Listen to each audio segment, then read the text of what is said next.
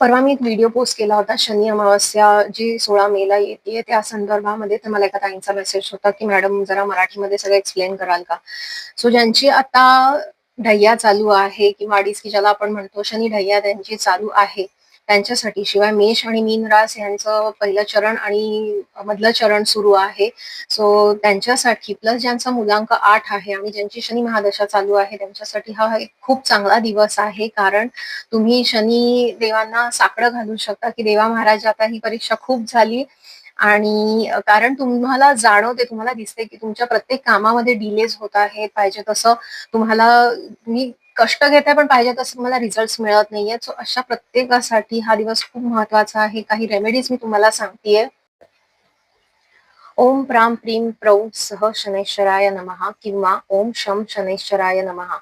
हे 2 बीज मंत्र आहेत शनी महाराजांना प्रसन्न करण्यासाठी. ह्याची एक जपमाळ तुम्ही शनिवारपासून रोज सुरू करू शकता.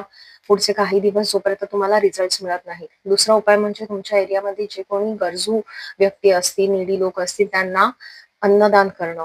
तिसरं शनी महाराजांच्या मंदिरामध्ये जाऊन त्यांच्या पुढे नतमस्तक होणं आणि त्यांना साकडं घालणं, की मी तुमच्या समोर शरण आलेलो आहे. आता तुम्हीच माझं पुढे रक्षण करा.